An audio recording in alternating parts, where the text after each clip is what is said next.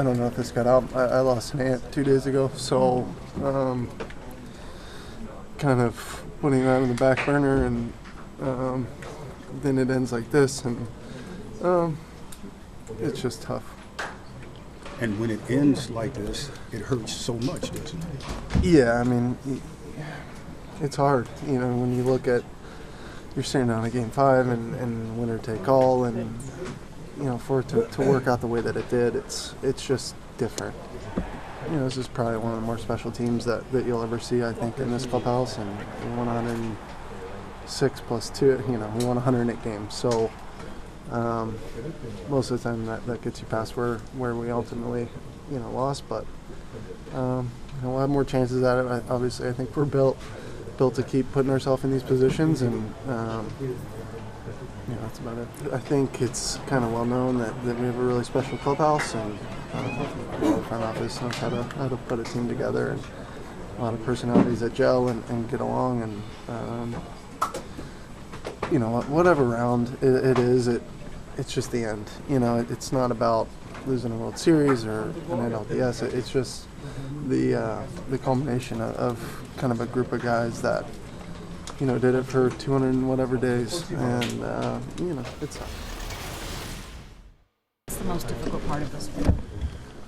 Letting down the guys in the clubhouse. I mean, that's the hardest part every year. I mean, just when you don't win the last game of the season, and you're to blame for it, it's not fun. And the main reason is just the group of guys in this clubhouse, and yeah, it's just it's a terrible feeling. Why do you put all the blame on yourself?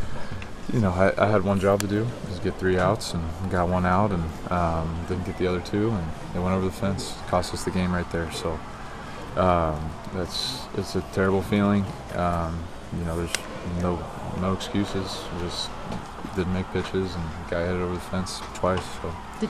I'm sorry. Did you know you were coming in that moment? Because we saw Maeda warming up too.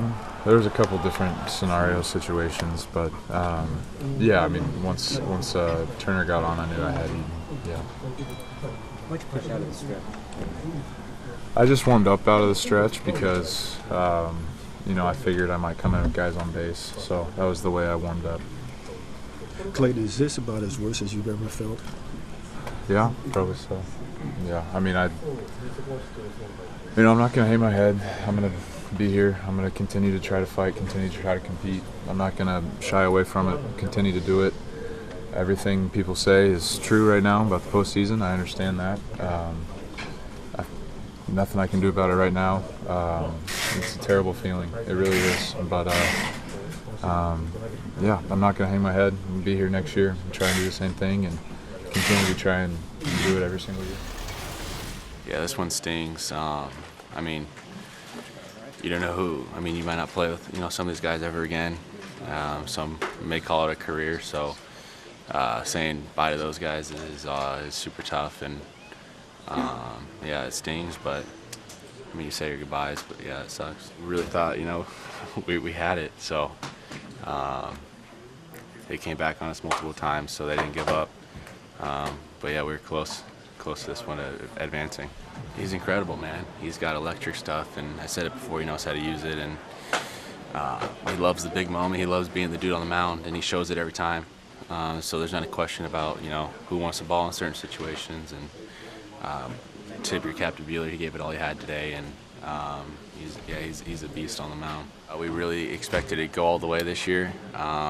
We had a great regular season, and came across a hot Nationals team who, you know, at the end of the day, you know, they battled back and obviously won. And I mean, we're proud of it, but it wasn't the end goal that we wanted.